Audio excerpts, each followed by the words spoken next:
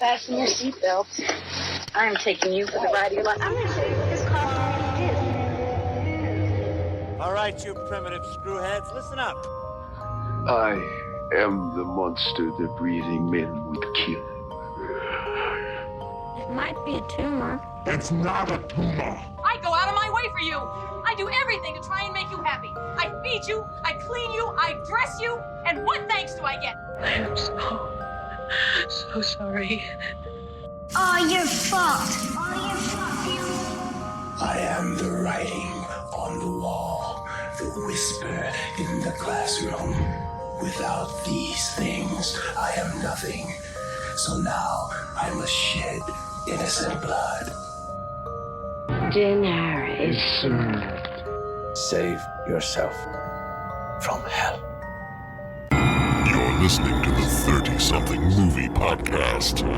One movie each week. 30 years in the making.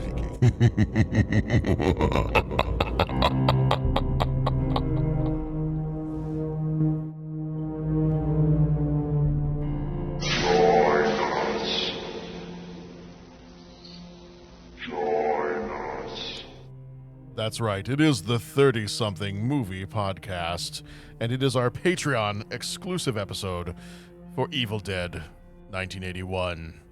I don't know why I'm still talking this way. It is Evil Dead 1981, and I am absolutely thrilled. First of all, I'm just thrilled to be talking about anything related to Evil Dead. Like, I love the Evil Dead series, and if you've been listening to us for any stretch of time, you've probably heard me do some amount of gushing about Ash vs. Evil Dead, Army of Darkness, Evil Dead 2, Evil Dead. I mean, pretty much pick any one of these movies, and I've probably talked about it at some point and in some form or another. Pat, I think, well, I mentioned to Rob just a little bit ago, I think I've probably rewatched Ash vs. Evil Dead at least 4 times now. Oh, yeah. So it's... yeah. So that's one that's just going to be a repeat viewing all the time, just on repeat. It's good stuff. Yeah, I think that's enough. Easy said, it's good. It's good stuff. Oh, it's such good stuff. So so Pat is here with me this evening. Hey everybody. Hey John. And then and we've also got very special guest Rob Perry is here, one of our Patreon co-executive producers. Always great to have you here with us, Rob. We had you here last year for an Addams Family episode, and then you were on with us just a few days ago for the episode that came out for Freddy's Dead: The Final Nightmare, in which we might have just taken our knived glove fingers to that movie just a little bit, and maybe rightfully eviscerated it. It deserved it. It was asking for it. Yeah. So don't. We're not going to mince words around here. If a movie's bad, we're going to tell you it's bad. There it is. Yeah, but I'm so happy to be here again, and let's talk about one of the greatest entries in the horror genre ever. I am so happy to be here to join you guys for this one. Yes, absolutely. So let's go ahead. We're just going to jump right on into this one. The Evil Dead came out on the 15th of October, 1981. Originally rated NC-17, but I kind of get the feeling if it was done today, it would really just be a hard R.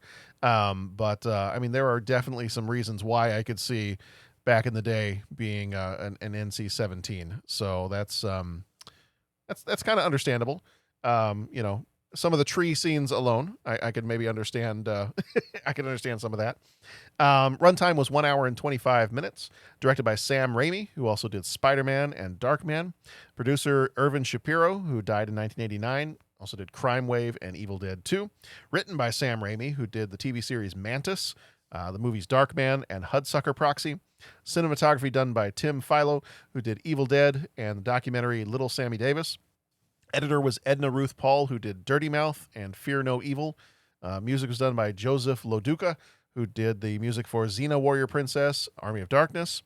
The budget on this one was $375,000, not even in the millions this time, $375,000. And then the box office, domestically, this one did $2.4 million. I think some of the other things that I saw said that when you look at it worldwide, it's looking at somewhere between 2.7 and 29.4. So it's, definitely made some money over the years, especially when your budget starts at $375,000. Anytime you can make the millions, then obviously you've done something right. Flickmetrics, which combines Rotten Tomatoes, IMDb, and Letterboxd, gives this a 77%, and CinemaScore did not have one for this movie. Starring Bruce Campbell as Ash Williams. He was in Bubba Hotep and Army of Darkness, both of which, I think I might have commented a minute ago, I had the DVDs for both of those movies. Can't find them. Little bothered by that. So at some point, I'm going to tear this basement apart and find my copies of Bubba Hotep and Army of Darkness. Although I did hear, and I think I commented on one of our past episodes on this, I did recently go ahead and invest myself in the 4K versions of Evil Dead and Evil Dead 2. And I did hear that they are coming out with a 4K Army of Darkness, possibly before the end of this year. So that will also get added to the collection. You're going to be upset with yourself because there is a 4K box set of Evil Dead 2, and Ash versus Evil Dead coming out in November. In November? Wow. Okay. Patrick. Yes. Do you have a 4K player? Are you interested in? Okay, so going on my list of things that I have to buy after going on the podcast, I've got the PlayStation 5. Yeah. I've got 6 different kinds of high grade scotch, and now it's going to be the box set of Evil Dead, Ash versus Evil Dead. Yes. Yeah. Well, I mean, frankly, if I look behind me, I probably have 7 different versions of Star Wars. So, I mean, what's one more version of Evil Dead? They're just amazing movies. I've got the THX VHSs. I actually have the original VHS that my dad bought of Star Wars. I think he bought it in 81. I still have it somewhere. I'm afraid to take it out of the case. I will never put it in a VHS player because I don't want it to break. But I still have it somewhere in a box. And I've got the old THX Star Warses. I've got the first round of when they came out on DVD. I've got the Blu-ray set. What's one more Evil Dead thing if I'm going to buy the box set? Nothing. Unrelated to that, but because it was on top of this pile of other discs and things like that, I realized that I have not watched it yet. But I think either on the recording or before we were recording, when we were talking a few days ago about the Freddy's Dead Final Nightmare, we had kind of talked about other horror movies that we were either watching or liking, and I had completely forgotten that my dad had a copy of the original Last House on the Left, and so I have it. I have not watched it yet, but Rob, you were saying it's pretty rough. Yes, okay. It is. All right. So that's not a family movie night. No. Okay. So I will just make sure that I am quietly locked away somewhere. I got donated to me by somebody in our family, a projector that's in pretty decent shape. And then I went out and bought a big screen that I could put down here in my basement. So I've got a nice kind of recliner chair. I've got the projector. I've got the big screen. And I can play that when everybody else is asleep and put it on my headphones, and maybe that's a good time to check out that movie when I know no one else around me will ever hear or watch it. Sounds like it. So sounds like that's avoid watching with the family. That's late night October viewing at some point soon. There it is. Okay, where did I leave off here? Ellen Sandweiss played Cheryl. She was in My Name is Bruce and Oz the Great and Powerful. What I was finding out in this is apparently most of this cast was also in Oz the Great and Powerful, as some different side characters. Richard DeManencourt, who was credited as Hal Delrich in here, plays Scotty. He was in Crime Wave and Stryker's War. And Betsy Baker played Linda. She was in Sharp Objects and Hand of God. And then Teresa Tilley played Shelley. She was in The Prototype and Back in the Day. When a group of college students finds a mysterious book and recording in the old wilderness cabin they've rented for the weekend, they unwittingly unleash a demonic force from the surrounding forest. No,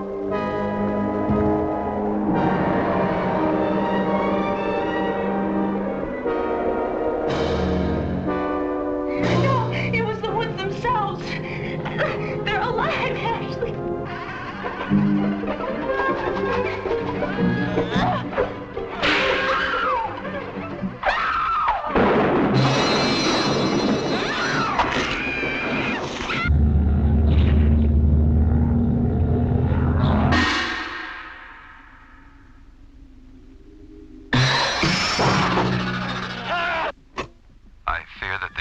way to stop those possessed by the spirits of the book is through the act of bodily dismemberment.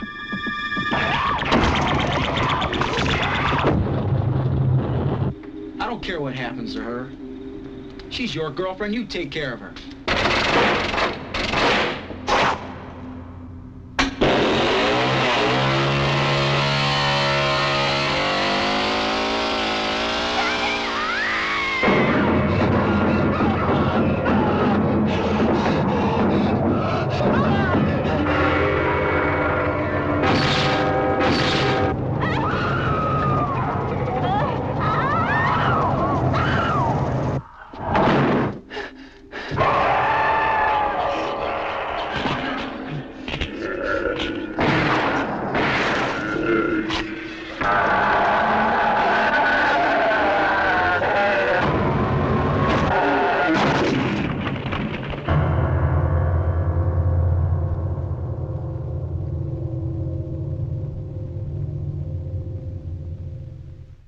So most of your trailer there is just going to be a lot of screaming and squishing and other fun stuff.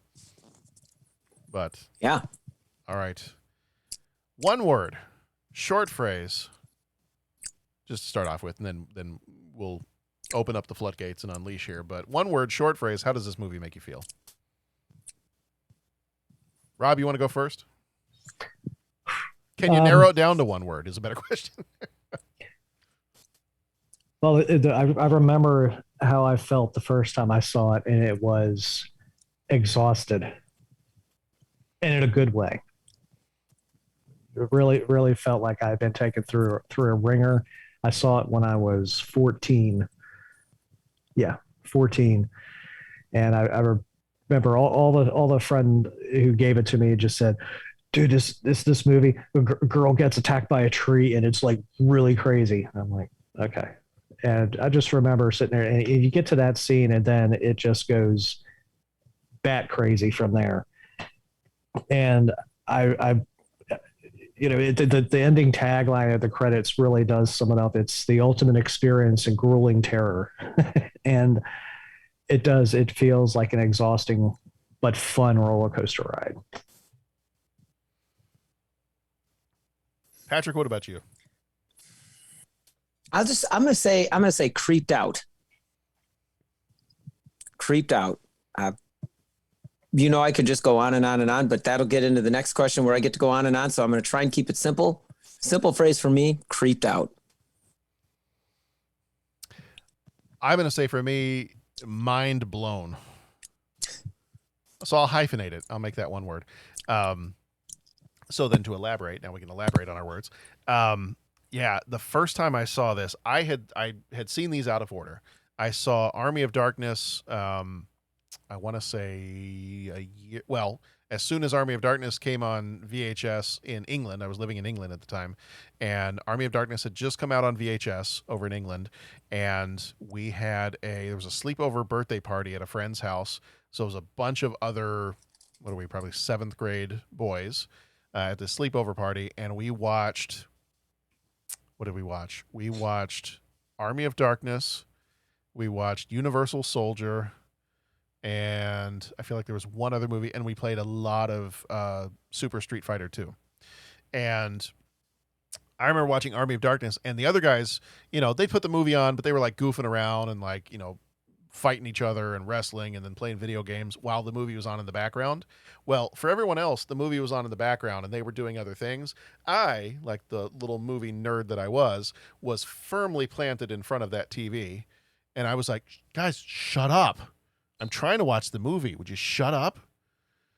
And so I was just glued into and loved every minute of it. So Army of Darkness was my first exposure to this entire series. And then for a long stretch of time, I didn't know anything about any of the other movies. I only knew Army of Darkness. And I'm like, okay, I love this movie. This is an awesome movie. And then I was in high school, late high school, just about to go to college.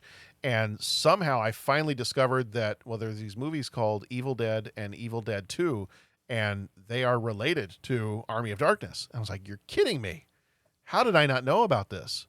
So I was like, all right, well, I got to watch these things. Well, didn't end up watching them, went off to college. And then at one of our local movie theaters in the college town, as I went to University of Illinois, so they would hold they called it a rerun movie festival at some of the local theaters. And sometimes we would have the Roger Ebert Film Festival, because I think he went to U of I. And so they would show some different movies for that. And there was this one stretch in the fall where, and I don't remember all the movies that got shown, but I remember that's the first time I ever watched Taxi Driver. It was the first time, yeah. See, Taxi Driver, Raging Bull. They were on a Robert De Niro kick. And then that was also the very first time. Actually, you know what? Clockwork Orange, but I'd seen that one before. Oof. Yeah. I don't know who picked the movies, but it was like a 1, 2, 3, 4 punch. And then Evil Dead, the original Evil Dead, was being shown. And so the first time I ever got to see this one was in a movie theater. And I am so glad, so glad that the first time I got to see this movie was in a movie theater. And I'm sitting in this movie. And at the time, I didn't quite know. I know I was going to college. I thought, maybe I'll be a newspaper writer. Maybe I'll do this. I don't know. I'm still not 100% sure. I really love movies, though. Like, maybe I kept looking at these magazines that, like, you know, you could get a movie camera that was halfway decent. And I was like, I don't know, maybe I could like make movies. Maybe that would be kind of cool to make movies. And then I go see this one and I was like, I'm not sure I can make movies. It's already been done. I'm like, I can't, I would love to make horror movies and things like that, but I can't outdo, and this was done like 30 years ago. I can't outdo this.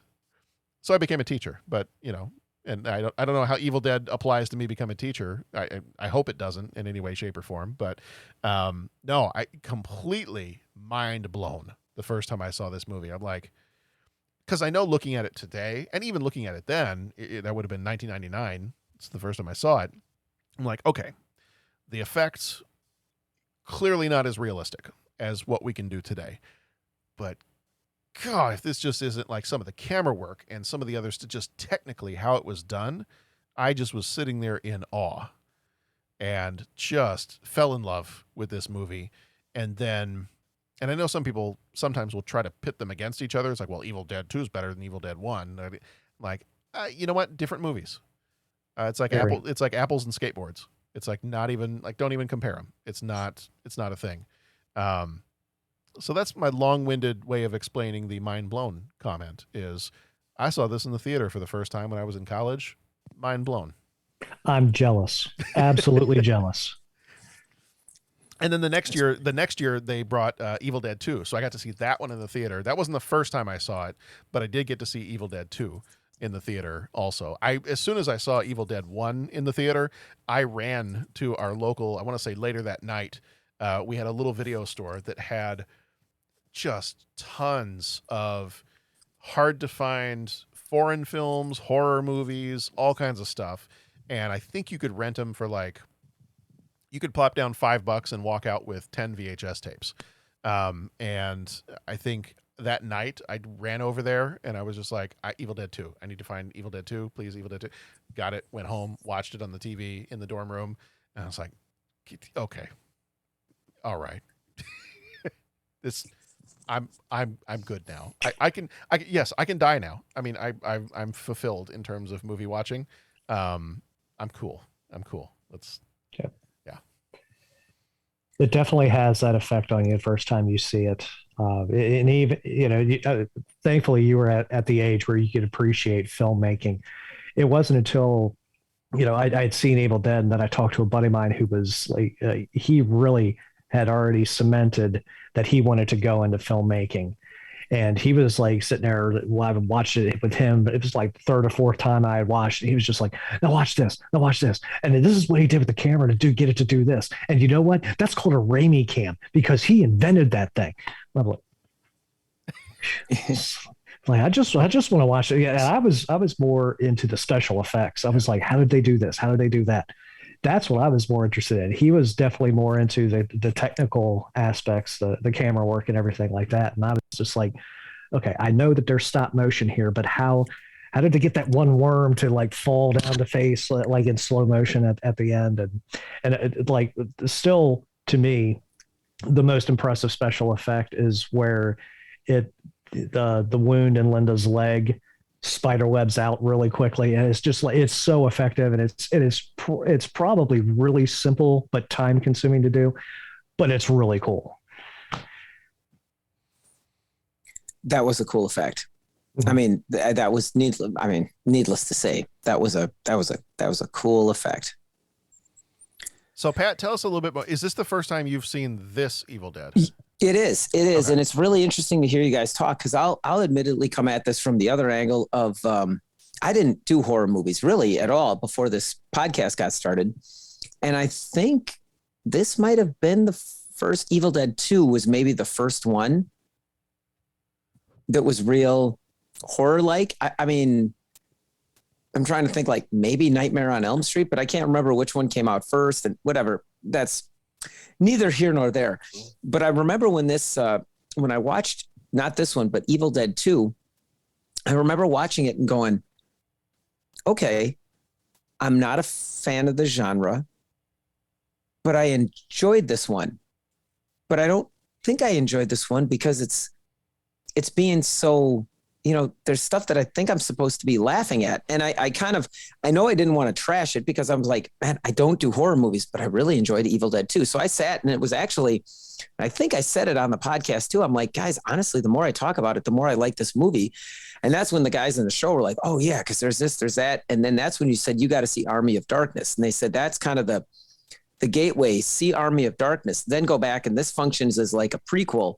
And and then, I mean, Army of Darkness was like right up my alley. I'm like, this is fantastic. And then that kind of opened my eyes for how I was supposed to kind of view Evil Dead 2. What I found interesting about watching this one is that I kind of knew the beats, like I knew what was going to happen, and boy, correct me if I'm wrong or correct me if I missed it, but this seemed to be like straight up horror, or it was going for straight up horror. Like there were a couple scenes I tried to laugh at, and I'm like, I don't think this is, like all the jokes that, and we're say spoilers. Well, Evil Dead 2 already came out. We've already talked about that one, so we're good. But like the farewell to arms, the whole iconic like chainsaw, and I mean that like that whole thing. There was a chainsaw, but it wasn't like it was attached to his arm and all that, like in the movie. So this one just seemed to be straight up horror, which was cool. I mean, I dug it. And that's why I said, like, man, it creeped me out. But it's just interesting. Two different takes on the same story, one more comedic and one more horror. And inevitably, I'm thinking, and it's like, whenever that happens, one is going to be the weaker, right? And the only thing that comes to mind is like Conan the Barbarian, and then Conan the Barbarian 2. One was a more comedic take, and that didn't really hold, right? And I'm sure that there's like, tons of movies out there where they do that. Like, oh, they were going for more drama, and nope, you're getting away from your comedic roots. Or, oh, you're going more for this, and nah, that's not really what you want. This one, you have really, I think, two excellent tellings of a story, but really from two different perspectives. So, I mean, that's kind of where I'm coming at it. I mean, I would echoing all the things that you guys said that you understand far more than me. One, because you watched the genre. Two, talking about the camera work and special effects. Yeah, I mean, it was amazing. I mean, I second all of that. You don't need me to take 20 minutes and just kind of echo everything you guys are saying. But that was what really struck me, is that, okay, this one creeped me out. This was straight up horror. This is really good. Same story, more comedic. It was really good in Evil Dead 2. So I find that whole piece rather interesting. And yeah, that forest scene, wow, that was disturbing. Needless to say. There's a movie I feel like, is it called Treevenge? Oh, yes. Yeah. I feel like that scene could fit in Treevenge as well. Isn't Treevenge? I remember watching Treevenge maybe back in college or sometime. Isn't that the one where the trees are upset because the humans have been cutting them down for Christmas trees and decorating their brethren's corpses and putting them in their living rooms for Christmas? Yeah. So the trees get revenge on everybody. Yeah. Yeah, I mean this one, Pat, kind of to your point, this one, and what was interesting to watch, because there is and I did not see it up until just a few days ago. There is the short film that's about a half hour long called Within the Woods. And that was the first, Rob was showing us the DVD earlier that's got that as one of the extras on the Evil Dead DVD. And you can also find it on YouTube. Like it's not a very clean copy. It's clearly bootlegged VHS. There's some tracking issues on certain scenes and things like that. But what I really enjoy about what I enjoyed about the existence of Evil Dead and Evil Dead 2 alongside each other, and now having watched Within the Woods, is being able to see a director's thought process as they're trying to work out some of their what would become trademark, Raimi-isms, or like the Raimi cam or things like that.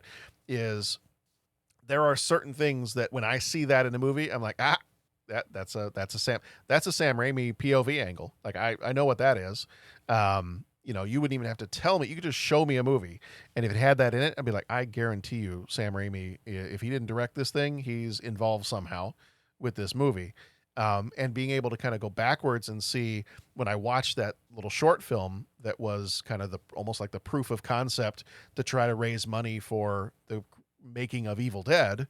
There's things in there. Like there's a whole scene in that one where there's a porch swing that's like banging against the side of a house.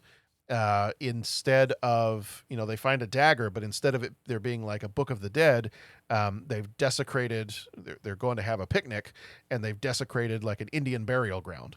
And that's where, and it's actually Ash he's not Ash, he's Bruce.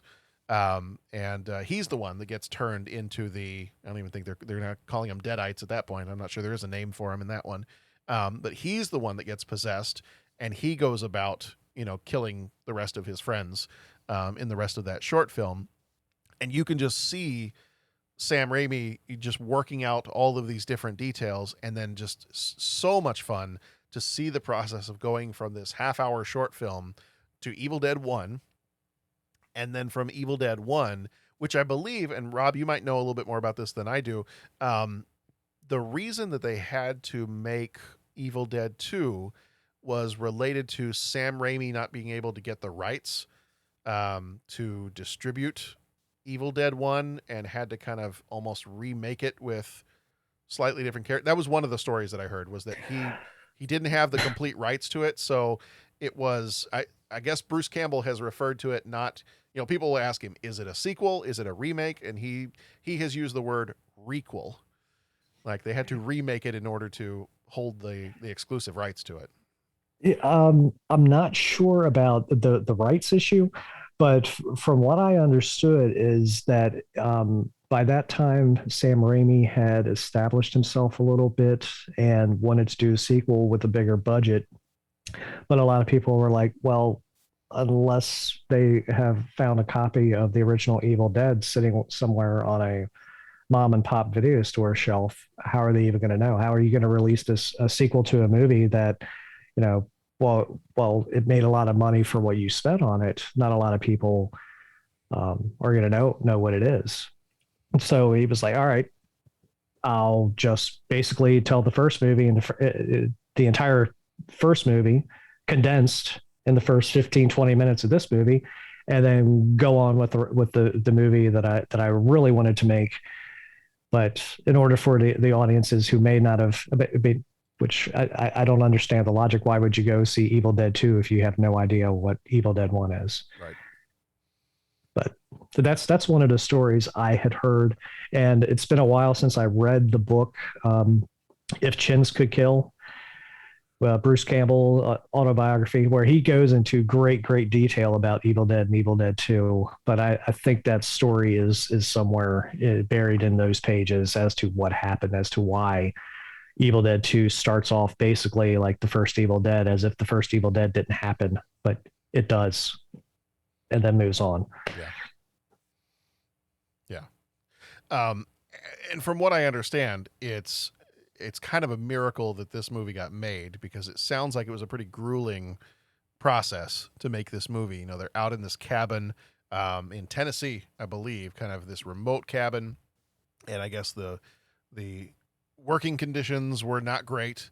That it was very tough and very stressful. It sounded like Bruce Campbell was just exhausted from most of the days of filming. And I read one story about how when he needed to get back to wherever it was that he was staying, like he would just lay down in the back of a pickup truck because he was covered in fake blood and everything else. And he didn't want to get anybody's car seats dirty or messy or anything. Sounded like the production crew, I think there were like 12 people that were kind of the part of the main production crew, and they were all sleeping in the cabin. Some people like doubling up or tripling up on rooms. So it just sounds like between weather, between people getting injured, between running out of money, it just sounds like this was a very, very grueling process to get this movie made. We suffer for our art. Yeah. Yeah. And Sam Raimi definitely put a lot of people, and himself included, through a lot to get this movie made. And it was Within the Woods. The legend goes, was his film, his senior year project film for Michigan State. And it also served as his entree into getting financing to do this film. But yeah, it was basically his senior project for University of Michigan or Michigan State.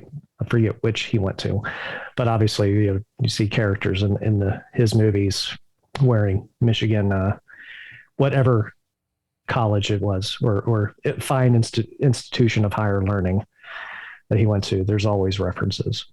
I know now that my wife has become host to a Kandarian demon. I fear that the only way to stop those possessed by the spirits of the book is through the act of bodily dismemberment.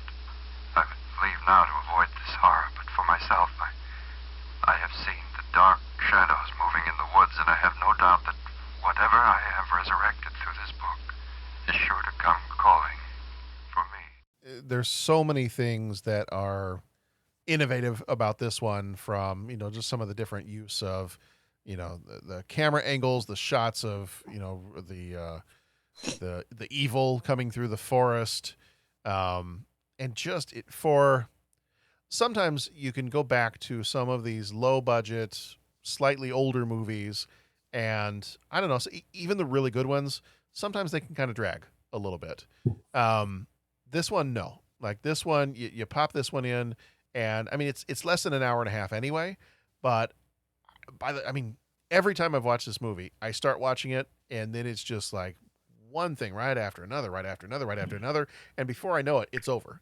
And it kind of feels like, it kind of feels like that's one of the things I liked about Ash versus Evil Dead was, if I only have, 26 minutes, if I'm on my lunch break and I want to watch something and I don't want to have to pause it halfway through, I know I can put on an episode of Ash versus Evil Dead, because I'm going to be able to finish that in my half hour, 45-minute lunch break.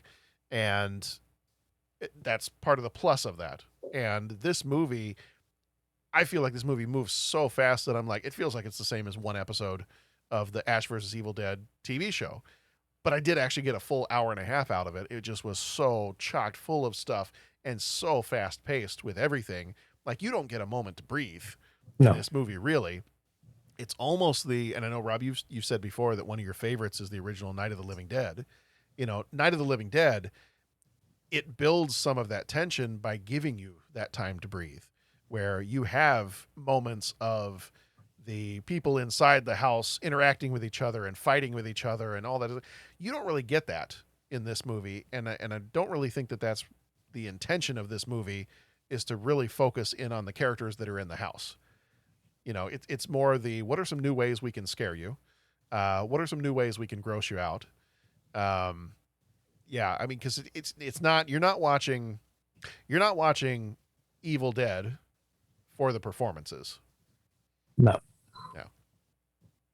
Because that was the other thing I thought about too, is sometimes on the podcast, especially if it's a movie that we can just quote left and right, like Spaceballs, when we talked about Spaceballs several years ago, I'm not even sure we talked about the plot. I'm not even sure we talked about like the music and the the visuals. And I think we might have just spent an hour and a half quoting that movie. So I'm not sure in that episode there was a whole lot of substance other than us just giggling and quoting.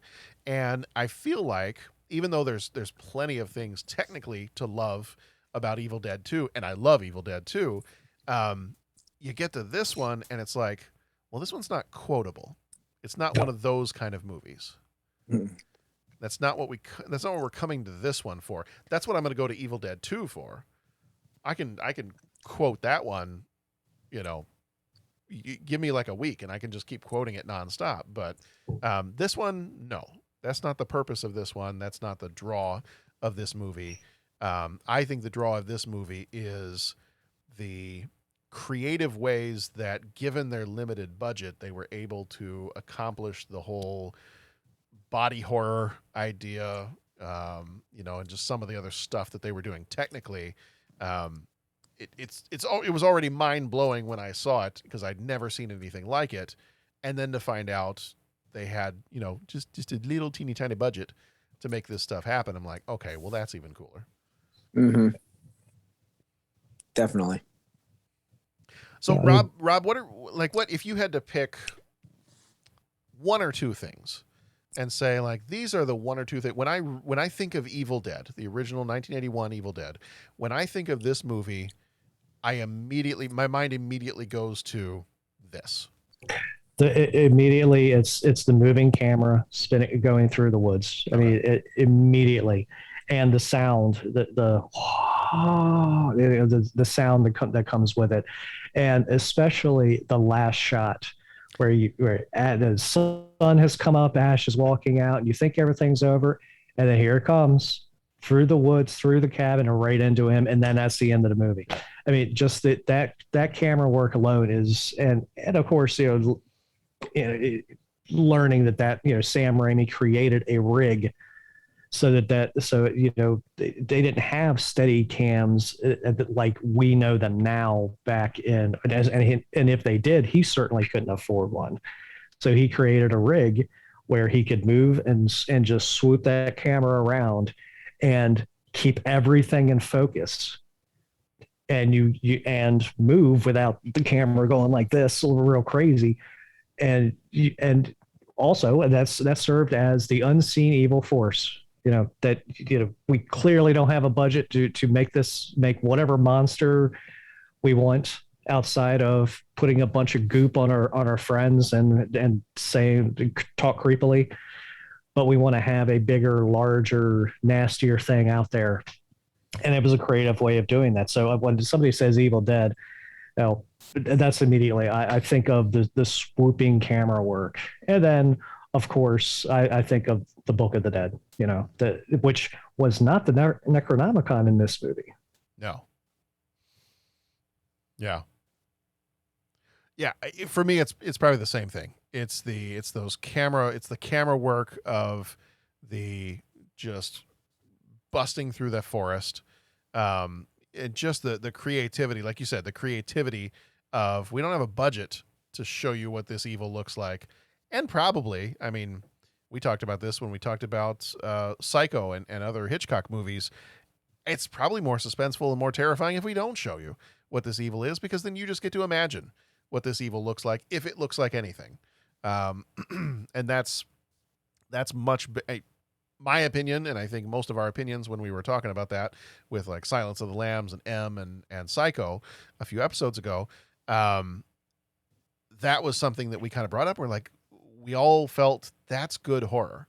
When horror does that, I mean, because you get the movies where you see too much. That's one of the things that I've had issues with some of the more recent, like Alien movies, or Alien versus Predator, or even the Nightmare on Elm Street one that we just talked about last time. When you start to see too much, when there's less shadow and things are too clear, and the more I can see of the villain or the creature or the whatever, then I'm just like, all right, you didn't leave anything to the imagination. But that's the wonderful thing about this movie, is that while you don't see the big bad, all the creatures in the cabin are, I mean, Linda sitting there on the floor watching Ash try and figure out how to deal with what he's dealing with, and she's just sitting there, Just giggling away. crisscross applesauce, just watching him giggling, and it's the creepiest flipping thing, but it's so simple. Yeah. I mean, when you see close-ups of her, she hardly has any real makeup on. She's got the whited out contacts, but she doesn't look like Cheryl in the basement, Right. and she certainly doesn't look like Shelley, who met with the met with the axe after going into the fireplace. Yeah. And then of course you have the gross out horror at the end where it just goes all over the top. So it gives you the unseen creepy factor, but also the way over the top, gore factor at the end. Yeah. Yeah. And yeah, I think we touched on it a little bit too, but and certainly it was the first time. It's probably the first time I'd ever seen anything like that in a movie, and to see it on the big screen for the first time as well. That whole scene where Linda first goes out. Or no, it's not Linda. Cheryl first goes out into the woods and is attacked by the tree. So I was kind of joking about it earlier that it would fit well within the plot of Treevenge, but I remember watching that scene, and that was kind of like watching it in the theater. I was like, am I actually seeing what I think I'm seeing? Is this happening? It's disturbing. Oh, it's disturbing. It's very needless disturbing. to say. Yeah. And I was like, okay, this is really disturbing. And I don't know what to think about this. Like, I don't know if I feel like I should go home and take a shower, or I don't know. But I mean, to a certain degree, if you're making a horror movie, part of the idea is to disturb. And so I'm like, mission accomplished, Mr. Raimi, because I was not expecting that. I expected her to be torn apart. I expected her to be maybe stabbed by some of the brand. Well, okay, anyway. Yes, you know what I'm saying. But yeah, I mean, I was like, oh, okay. I don't know what to do with this. I don't know. I'm just a college freshman. I don't know how to process this. But yeah, it's a tough scene to watch. It is. I don't want to be the one guy to swim upstream and say like something negative or all that kind of thing, but that was almost too much for me. Like, I can take the blood, I can take the gore, but that was kind of like, okay. Yeah. Do you know what I'm saying? Like, and I again, I don't want to say a negative thing. And obviously no one is looking at my college movie and that I made and all that. I didn't make one, but I mean, do you get what I'm saying? But like, that scene was kind of like, okay, I don't know that it advances the plot any. I mean, it's a gross out thing and it's a creep out thing, and I'll stand corrected. Like, if I missed something where, oh, well, no, Pat, that scene actually, like, I will right now, please let me know. But that was it. And if it's just meant to disturb, then yeah, mission accomplished. Cause that made me sit back and kind of go, okay, I found my limit, which maybe that's a good horror movie. If it doesn't make you uncomfortable, then you're not horrified and so on. You know what I'm saying? Well, see, Pat, it was the use of Dutch angles in that scene, along with the metaphor that the tree branches are... No, I don't even have... Yeah, I was good. The Dutch angles. Yeah, I wasn't sure. No, I mean, as far as advancing the plot, I don't think it served much other than they had to have a threat as to why they can't leave. Now, they could have done it in a different way. I think it was just tiptoeing right to the line of distasteful by doing what they did to Cheryl with the trees. At the same time, from a male perspective, I can't think of anything more horrifying that a tree could do to me than do to me what it did to Cheryl. I mean, right. I think I'd probably rather be ripped apart can't swear that I would find that preferable. However, yes, it does. It does that is the scene that a lot of people, when they may not even know the name of the movie, may not know that it who Bruce Campbell is or Sam Raimi. But if you mention tree rape scene, people are like, oh yeah, I saw that movie. And that's probably one of the few things that they pull away from it. And that's probably one of the, but then they kind of do it again in Evil Dead 2.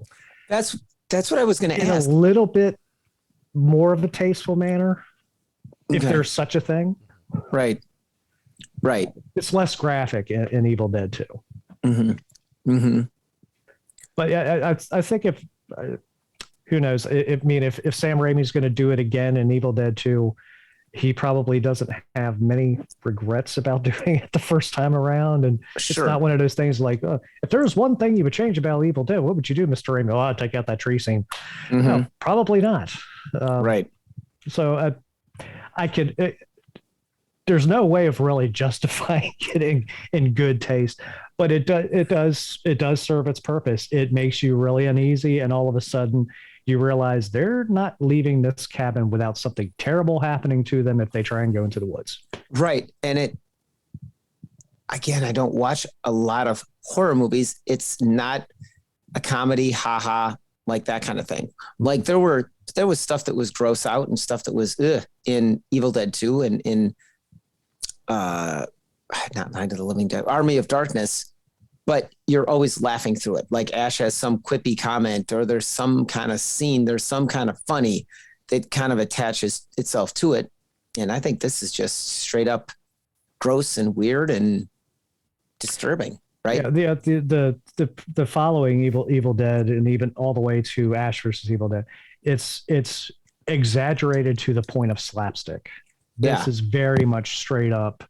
We're going to make the audience uncomfortable in from one beat to the next. And the more uncomfortable we can make them, the more they're going to be squirming in their seats. And okay, we already got their money. So if they leave the theater, fine.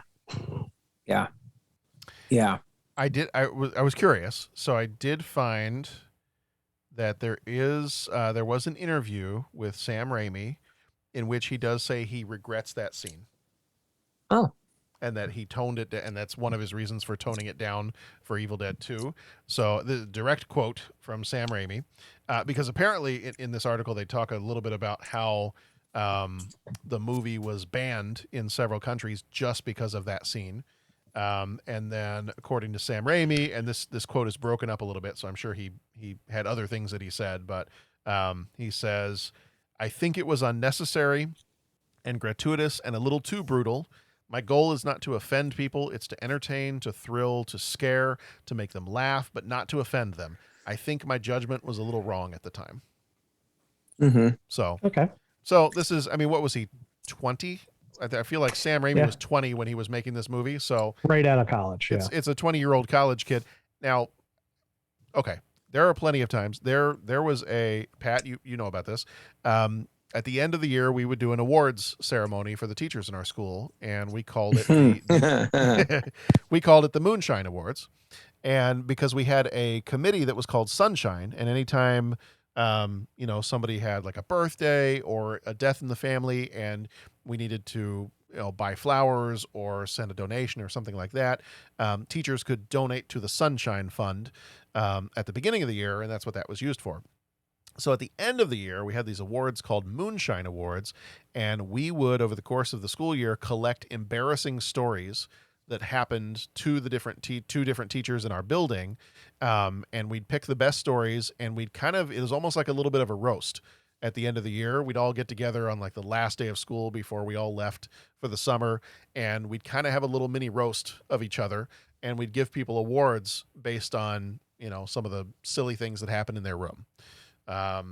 Just as an example, teacher had something up on the projector. Their computer screen was up on the projector, and they were showing kids a PowerPoint for one of the lessons. And one of the other teachers from 2 rooms over texts them and says, "Hey, are we still on for our waxing appointment this afternoon?" And it pops up on the screen where all the kids can see it. Stuff like that tends to happen from time to time. But I know that a few years ago when I was still teaching, I got put in charge of the Moonshine Awards, and there was always a couple of teachers that we'd work on it together, and we'd sit down with a list of all the different things that we were going to be, giving people awards for or kind of picking on and making fun of. And I know there were a couple different times that we would sit there and we'd go, okay, I think it'd be really funny if we picked on this person for this and we made this comment about it. And there would be a couple times where I'd have to be like, oh no, that's too far. Or where the other person would be like, you can't say that to the whole room of teachers, because I know at least 4 people that if you say something like that, they're probably going to go straight to the union and this is not going to be good. So don't.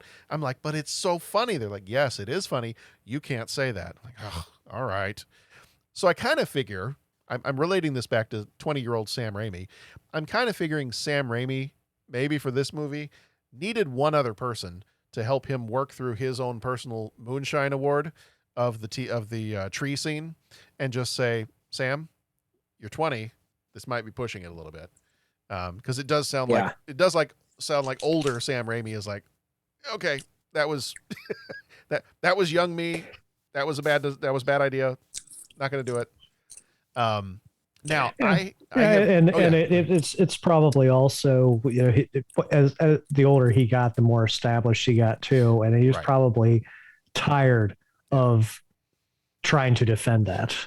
I mean, it could very much be that too. Yeah. But I mean, it very, very much could be maturity. Yeah.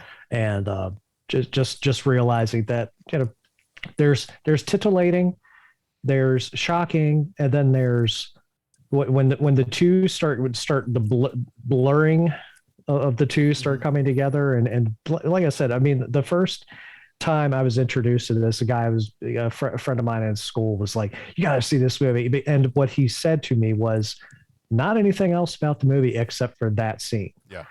And of course, it was a 14-year-old kid, passing off a videotape to another 14-year-old boy. Mm-hmm. Right. And I was, I guess, a slightly more mature than him, because I was more concerned about what was going on the rest of the movie than I was. It was like, okay, that was creepy and that was weird, but oh my gosh, there's so much more going on here than that. Yeah. Right. Yeah. Yeah. I'm just listening. I'm just thinking back on it. And you're right. All the different parts going on, all the different facets. I just think it's incredible that he decided to just take it a different direction with the humor. I wonder, and it's, we talked about Evil Dead 2 going to Army of Darkness, and how it's like they took all the things that were from Evil Dead 2 that kind of made it a cult favorite, and then turned them up to 11 for Army of Darkness. So my question is, it's not like those things were in Evil Dead that then he said, okay, let's try and go a little bit more comedy in Evil Dead 2. It's like, how did he make the jump? Do you know what I'm saying? Like, what was the driving force between that? Now he says, well, I made the movie I always wanted to make. Okay, maybe, sometimes and again, I'm not going to get in someone's head, but it seems that every director that made a sequel or a remake or a redo, oh, this is just a movie that I always wanted to make. Okay, do you really feel that way, or are you just being told that's what you want to say? But it's like, why take it in the different direction? Do you know, like, I mean, why go more the route of like comedy and letting people laugh and all that? Why not go more in the direction of, as disturbing as it was, what made him choose that over going more in the direction of the tree scene? Do you know what I'm saying? Like, what? And I do think it's his relationship, him and Bruce Campbell being buddies for so long, and knowing that, hey, we're funny guys. We can really make each other laugh. Let's see if we can make everybody else laugh too. But deliver on something. It was like, I mean, for me, and from what I understand, comedy is probably the hardest thing to get an audience to accept. Comedy is very subjective, and probably the hardest comedy to do is putting comedic elements in a horror film. When we talked about Freddy's Dead, last time, um, there was no balance there at all. It was, as John I think succinctly put it, it's a guy with razor gloves going around telling terrible dad jokes, and it just doesn't work at all. Especially when that character started out being a sinister thing. With Evil Dead, I mean, they had gone over the top. They had gone as far as the horror elements. So maybe I would like to know. I mean, I'm sure that nugget of why they decided to go the direction they did with Evil Dead 2. I'm sure there's reasons. Obviously, there had to have been a reason. But I think it probably was. Hey, we did the gross out horror stuff. Let's take it in a different direction and do something a little bit more challenging, and really play up to Bruce Campbell's strengths, which is clearly, if you've seen him in anything from Evil Dead 2 on, his comedic chops are top notch. Well, you said there's that famous quote, and I don't remember where it comes from, but it's dying is easy, comedy is hard. Yeah. That's kind of along those lines. And this movie has both. It has, the dying comes very easy for everybody. Comedy is hard. And I think, I think for this entry in the films, it was, I think definitely that. It was working out and that's where I like to see these in order, because then you can see the working out of the process is, let's get the technical stuff down in this movie. Like, because this is a, and not to diminish, other pieces of the movie, but I think really the biggest thing about Evil Dead is the technical accomplishments of this movie. We've already said it's not, I mean, there's not really that much of a story. It's just a bunch of friends stuck in a cabin. Book of the Dead gets recited, dead come, there we go. So it's not a complicated story. The performances, not amazing. But we're not really super concerned about that. It's a horror movie. A lot of times you don't necessarily come to a horror movie for the Oscar-worthy performances, or you're not expecting to. If you get them, awesome. So it's not for the acting, it's not for the story. I think for this one, it's the technical piece. It's the camera work. It's the special effects. It's the stop motion. It's the gore and the blood and the oatmeal that is coming out of their decaying bodies. It's all that stuff. And then I don't want to speak for Sam Raimi, but I'm almost like picturing him and Bruce Campbell working this out, and Sam Raimi being like, okay, all the stuff that I needed to invent or I needed to work out, I got it. I got that part down. I'm good. Now that we've got down the basics, let's play. And then I feel like that's when exactly what you were saying, Rob, is you kind of jump in and you're like, okay, Bruce, what are you really good at? You're a funny guy. Okay, we got down the basics. We know what this is going to look like. Now, Pat, to use your phrase, let's turn this up to 11. Let's have, if somebody's head gets chopped off, and this reminds me, and I've said this before, the times when I laugh in this movie, because even though this is not the horror comedy, Evil Dead 2 is really the horror comedy, but there are so many times where I laugh in this movie, and I think it's because of my dad. And the way my dad would watch horror movies or would watch certain movies, and there would be scenes where no one else is laughing, my dad would laugh at them. And so I think growing up, I'm going to use the perfect example, and Pat, you're going to appreciate this one too, because I probably did it audibly when we saw it in the theater a couple of years ago.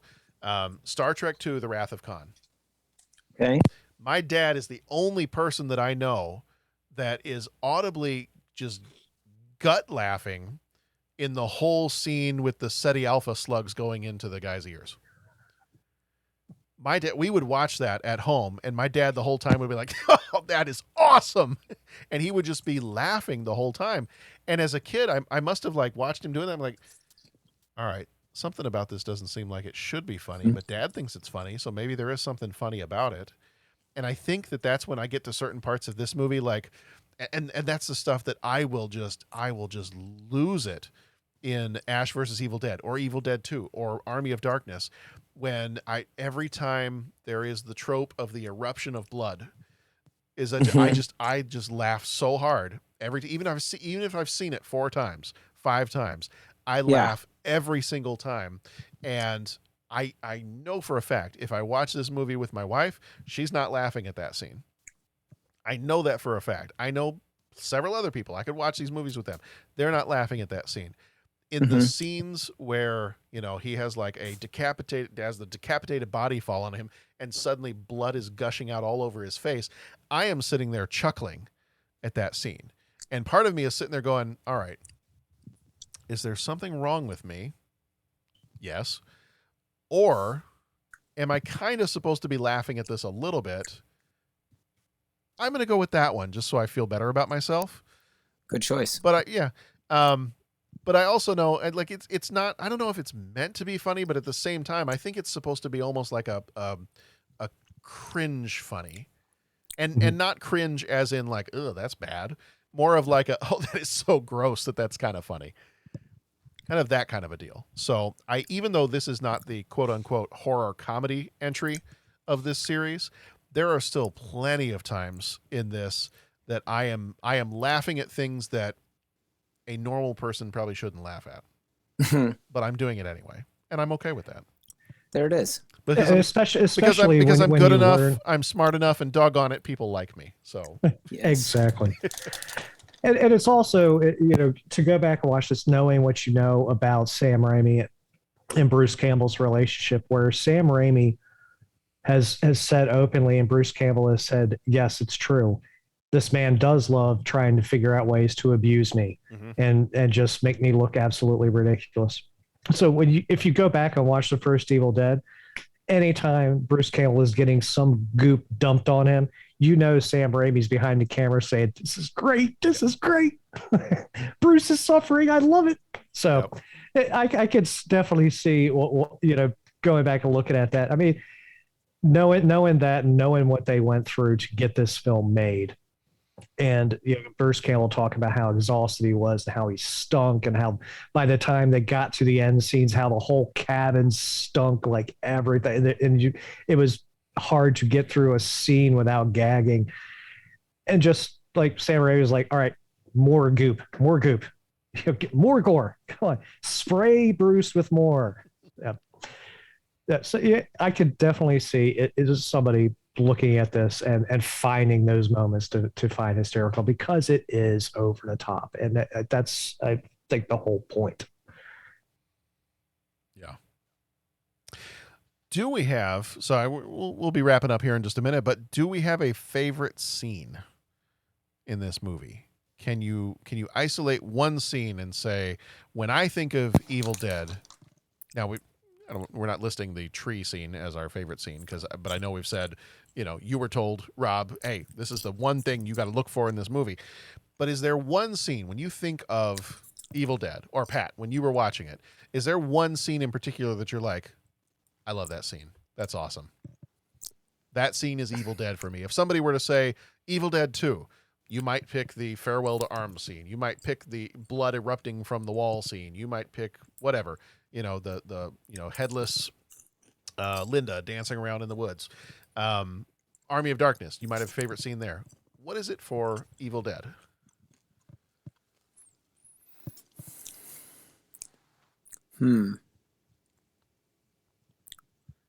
What is it about Evil Dead? I don't know if I don't know. I don't know what it's like, the whole thing. It's just, you know what it is? I feel entertained. I mean, I wish I could give you a specific scene like, oh man, when that's it. But I think that's it for me. I think it's like, I feel entertained when I watch it, like start to, obviously that one scene that we discussed ad nauseum, but I mean, and coming from someone that doesn't like getting into a lot of horror movies, that's how I felt about Evil Dead 2. Now that one was a little bit more tongue in cheek, but it's like, I knew the characters and I knew the crux of what this movie was going to be about. So I don't know if I have a scene. It's just the whole thing's entertaining. I mean, the evil moving in that camera. I mean, that's just pretty cool. So maybe I do have a scene and I'm just a liar. I don't know. But it's just like, I just enjoyed it. You know what I'm saying? Yeah. But you definitely don't want to go out on a limb and list the tree scene. Puns aside. Or not puns. I don't know if that was a pun. Feel free to branch out and pick something else if you want to. Yeah, all right. You were winding up for that one. Yeah. Well, the acting in that scene was a little wooden. Oh. Man. Hey, I'm really a giant puppy dog. My bark is worse than my bite. I saw it coming. All right. I wanted to make sure we were talking about something different. I didn't actually want to make these jokes when we were talking about that scene, because then I was like, okay, well, that might be a little. That's poor taste, sir. That might be a little... Yeah. let's not do that. But yeah. Well, I got nothing. Like I can't. Okay. I gotta go for the final. Give me some. Give me some. I gotta go for the final scene with all the decomposing bodies and everything. Just as all that's happening, it's just so gross. It's just so disgusting. It's just so much fun. Like, I love that final scene as the bodies are falling apart and I'm watching the whole thing. And when I saw this in the theater, same thing. I'm sitting there going, oh, like half of me is gagging, but I'm also like laughing as I'm gagging. And then my mind is sitting there going, what would be inside a person's body that's green? Like, what is there that looks like oatmeal inside of a person's sleeve? I don't understand. Oh, that's so gross. Oh, that's kind of funny. But so it was like this just onslaught of different thoughts and emotions in that scene. And just like, I wonder how they did that. Like, that's actually really cool. That's super gross. That doesn't make any sense at all. All right. I'm entertained, to use your phrase, Pat. I'm entertained. So for me, it's that last scene. It's the technical visual pieces of that last scene, and just when I come to a horror movie, I want to be a little disturbed. I want to be grossed out. I want to be creeped out. And that scene has pretty much everything I'm looking for in a horror movie. Well, not everything, but it's got a lot of the top tier things that if I'm checking off a list of things I want a horror movie to have, all the things in that last scene are part of that checklist. For me, it's, if you watch the movie, for the most part, up to a certain point, it's very conventional filmmaking. Mm-hmm. When Ash is finally alone in the cabin, all of a sudden it's Dutch Angle City. Yep. And it's like there's a shot of him up from the floorboards where he just turns, and everything, the camera angles go wonky. It's like immediately, it's like the audience is going to be put on their heels. There's that camera shot where you come from like above and behind his head, and it like comes around where like it's almost like it's upside down, and it comes around to give you that close up of his face that you get in like all the other Evil Dead movies and TV shows and everything. But yeah, just the way it kind of like, and it's a continuous shot as the camera kind of comes around from that direction. I'm like, all right, that's cool. Yeah, it's like at that point, Sam Raimi was like, all right, I'm pulling out all the tricks that I've got. It starts almost at a very specific moment, because again, almost except for the camera rushing through the woods, everything's pretty much standard shot. Everything's, all the action's here. It goes crazy and unsettling from like, there's a point of demarcation where that happens in the movie, and it's right when Ash is alone in a cabin himself. Yeah. Mm-hmm. Mm-hmm. It's awesome. That to me is like, that's where I feel like as an audience member, all right, it's been a rough ride so far, but now I'm ready to buckle up. Let's go. Yeah. Cool. Well, and because the camera work just gets you so much into the psychological distress that Ash is going through as he keeps repeating to himself, why are you torturing me? Why are you doing this to me? Why are you torturing me? And just like talking to himself, and you know, as you're getting to that, you're right. Like, that's the moment when Sam Raimi unleashes on everything he's probably wanted to do up to this point. And he's like, all right, go time. Like you said, buckle up. We're full speed ahead from this point on. What are you, crazy? That's another thing about watching it again this afternoon. And I mean, it is. I mean, the movie is a roller coaster, and like you said, it breezes. I mean, there is not a slow moment in the movie. I mean, you could argue that that little cute meet cute scene with Ash and Linda, where he's pretending to be asleep before he gives her the necklace. That's about it. There really isn't any fat you can cut off of this movie. I mean, it moves at a great clip, and for you've gone through everything. You've gone through um which one? The one girl getting chopped up and then taking her out in the woods and and burying her. You've got Cheryl in the basement. You've got Linda knocked out.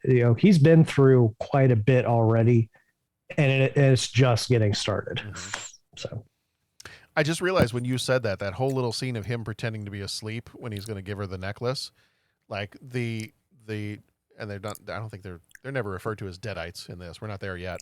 But the dead, like they totally bring that and use that against him later on, because there's always, and that's one of the Evil Dead tropes, is they're not dead. So like, don't sneak up and try to poke them in the back to see if they're still alive or if they're okay. They're not dead. So they totally stole that from him when he was pretending to be asleep, and then he wasn't asleep. So that's how evil they are. They stole that cute little moment and they turned it evil. That's one of the other things I love about the Evil Dead movies, and it's such a fun and funny horror trope of the I'm okay now. No, really, I'm totally okay. It's gone. Like you can let me out now. Like you can unlock the trap door. I'm fine. We're all fine here now. How are you? Yeah. That's why I love that callback in Army of Darkness where he goes, it's a trick. Get an axe. Like it took him a couple of movies, but he's learned. That's awesome. All right. So questions, last couple of questions, then we'll wrap it up. But of the entries in the Evil Dead series, whether it's this one, Evil Dead 2, Army of Darkness, Ash versus Evil Dead, and we really haven't talked about the remake remake / sequel, kind of. There we go. We haven't really talked about that one much at all. Do you have a favorite? And we'll talk about that one here in a second for just a minute. Do you have a favorite out of the whole series? I'm going to say Army of Darkness. I dug that one. I liked what it was about. I liked its thing. That one was pretty awesome.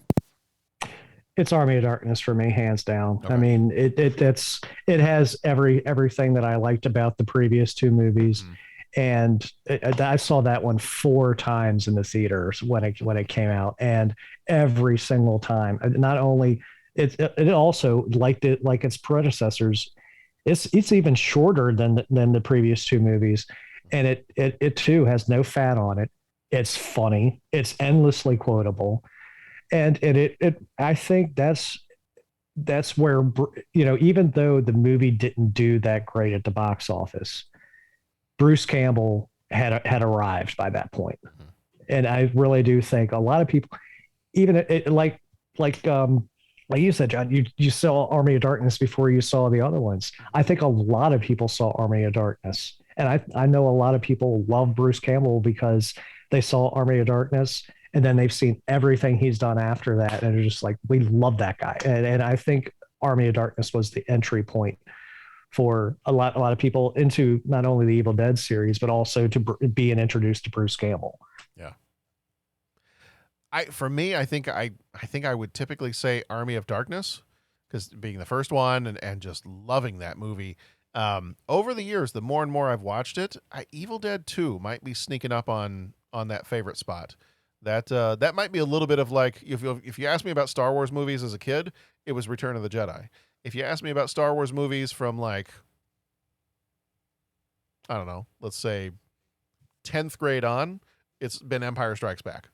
So I'm kind of, and not that I'm comparing Army of Darkness to Return of the Jedi, but I'm kind of like, as a kid, Army of Darkness, and I still absolutely love Army of Darkness, and I use so many quotes from that movie in everyday life. I'm not going to say that I have computer passwords that are Klaatu, Barada, but there might be a couple that are kind of close. I don't know how you spell that last part, but I've tried. Yeah, I don't know. That's a tough one. Because the more and more I watch Evil Dead 2, I'm like, that might be my favorite. So that one's just for the again, Bruce Campbell by himself in the cabin is probably some of the best parts of that movie. It's almost like when everybody else shows up, it's like it's not the Bruce Campbell show anymore until the end. Right. For when all the other characters show up at the cabin looking for the professor, and Ash is there, and then they kind of brutalize him some more, toss him down there. I mean, but all that scene with him chopping off his hand and talking to himself in the mirror and everything, it's hysterical, and it is the Bruce Campbell show. It's Bruce Campbell beating himself up in the kitchen, the feral arms gag and the hand running across and flipping him off. I mean, it's the showcase of here's Bruce Campbell. Look how funny he is. Yeah. Okay. Yeah. So I can absolutely understand it. I mean, Army of Darkness is still a bit of the Bruce Campbell show, but Evil Dead 2, I mean, you have a good 20-30 minutes of it's just Bruce Campbell showing how awesome he is. Yeah. All right. Before we wrap up, we have not talked about and I hesitate to call it a remake because it's not completely a remake. There are certain things about it that lead it to be potentially in a not parallel universe. Well, maybe, or same universe. There are some elements to is it 2013 Evil Dead? I think it's 2013. Let's go with that. Okay. So the 2013 Evil Dead, and I've only seen it once, and it was close to when it came out. So I'm still a little fuzzy. I had to kind of read back up again on what some of the differences were because all that's blended together over the years. But so Rob, you've got the copy of it right there. Have you seen that one pretty regularly? How do you feel about that one compared with the rest of the series? I think if you're going to do as a horror guy growing up, I used to be like a curmudgeon, like, oh, don't remake something that's great, and shaking my fist and telling kids to get off my lawn. So when I heard that they were going to do an Evil Dead remake, mind you, I had already sat through the Nightmare on Elm Street remake, which we discussed. Yeah. And I found disgust. But so I was like, why are you going to touch something that people, I mean, absolutely are loving? And then I saw the first trailer and I said, okay, that looks absolutely terrifying. And then I went and saw it, and I felt the same way watching that I did the first time I saw the first Evil Dead. It was grueling. I think there was a little bit more fat on this one. I think they could have compressed some of it, but I thought it was a good idea. I mean, instead of a group of friends going together to have some fun, they're like, no, we're getting our friend off of some junk, and we have to keep them in here for no matter what. This is their life. Their life is at stake if they leave this cabin, and we're here. We're going to stick together. And I almost thought at first when I was like, are they going to do a trickaroo? And this is all going on in her head. And she's killing her friends because she's coming off of her addiction, and they didn't. Instead, they really went for as going as over the top, but actually being scary. I mean, it takes quite a bit in my older age to get me. And there were several scenes in the remake that really got me. And I liked they took it enough of a different direction to make it fresh from my perspective. And the set pieces, I mean, they had all the beats that the first Evil Dead had. And there were a couple of winks and nods to the rest of the series in there as well. And I don't think, I mean, it took itself really seriously, just like the first Evil Dead. I really do enjoy it. I wouldn't hazard to say that it's better than any of the other ones, but it was different enough that I truly did enjoy it. While I also appreciate, the director Fede Alvarez clearly loved the original movies and clearly paid homage to that, and definitely put his own style of filmmaking on it. But obviously, gave Raimi his props too with a lot of the camera work as well. Yeah. Okay. Yeah. I've only seen it once, and so I figured you probably have seen it several, especially since you have a copy of it right there. That you've probably seen it several times, but yeah. Okay. Awesome. All right. Is there anything else that we want to say about the original Evil Dead? Here's what I'm also looking forward to, and I'm gonna say it right now. Rob, we got to have you back next year when we do Army of Darkness, because that's coming up in '92. So there we go. You got the shirt and everything. So we got to have you back for that one when we do Army of Darkness next year, and I am looking forward to that one because that's going to be a quotathon. Basically, is at some point you guys I may have to give you control over a mute button to just shut me up. Because why don't we just do a script reading? We could. Table read. That's fine. We'll just do a table read. We can each take some characters and go around the table. I am absolutely fine with that. I am totally good with that. I say do it. Yeah. All right. Anything else we want to say about this Evil Dead? Have we said other than it being a fantastic a film and it just showing what a small budget and a lot of creativity can deliver. A lot of people probably won't appreciate it as much as it gets older, just because that was another thing that I noticed today. And John, when you pop in your 4K, you're probably really going to notice it.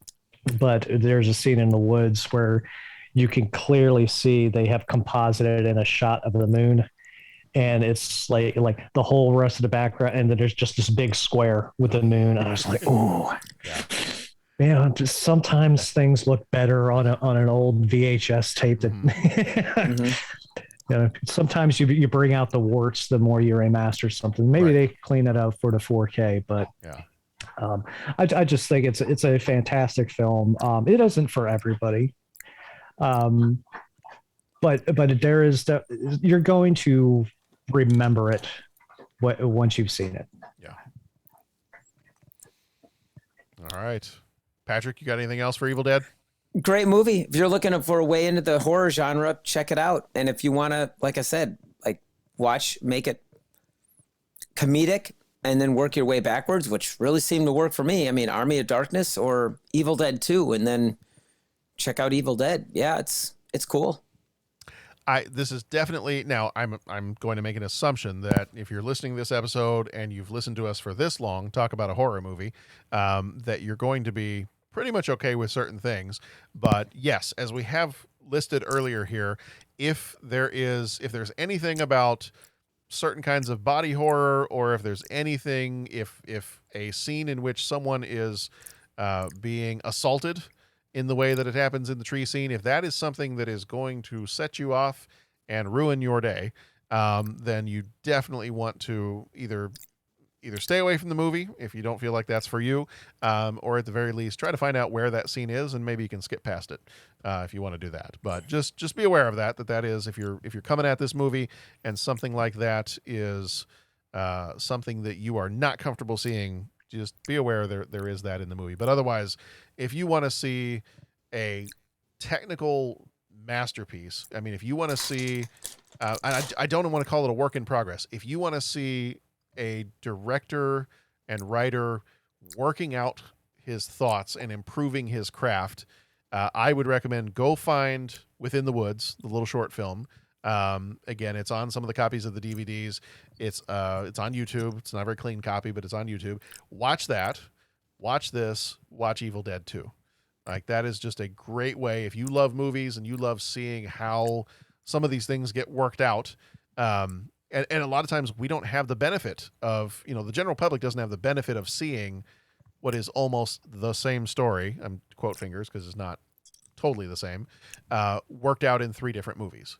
So I think that's one of the special things about Within the Woods, Evil Dead 2, that you actually get to see that in, from the same director, having the similar story retold and just tweaked and improved each time. So, well, as always, thank you so much, Rob. It was so much fun to have you here with us again.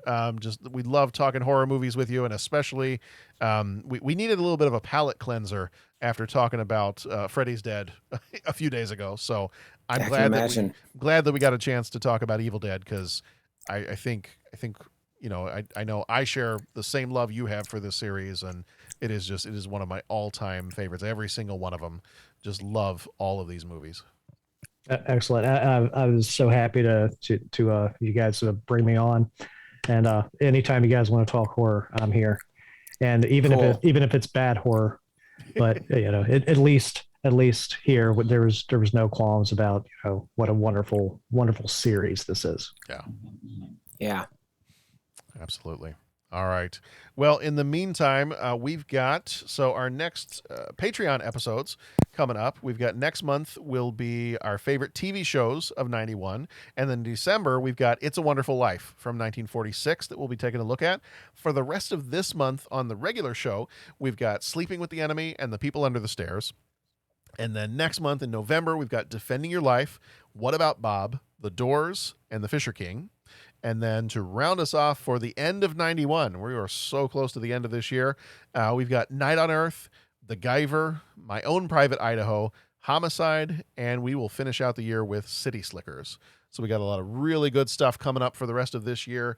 And I even had to sneak in, just in case we had to record them kind of close to each other, I had to sneak in our first movie of 2022. The first one we're going to hit in 2022, spoiler alert right now, Lethal Weapon 3. So that'll be the first one we talk about in January of 2022. But yeah, really looking forward. I know Army of Darkness, I can't remember where I put it on the list for 2022, but Army of Darkness is next year. So I am super excited to talk about that one. So Rob, if we don't have you back before then, we are definitely bringing you back for Army of Darkness. And knowing me, I usually can't wait too far into the year for that, so I probably didn't put it in October. It's probably sitting in January somewhere. So we'll be in touch soon, because that one's coming, and I can't wait for that one. All right. So, all right. Looking forward to it. Well, everybody, thank you so much for being here with us. 30podcast.com if you want to go check out our website and check out all the other episodes we've got. Thank you, as always, for being a Patreon co-executive producer. We truly appreciate your contribution to the show. And we really hope that you are loving and enjoying this each and every month when you get these special episodes, but also just the main show itself. And reach out. We love to hear from you too. Voicemail, email, whatever. We love to hear from and interact with everybody. So just, send that in to us. We'll respond on the show. And so we thank you so much as always. In the meantime, be excellent to each other. Go watch some scary movies, and we will see you back here next time.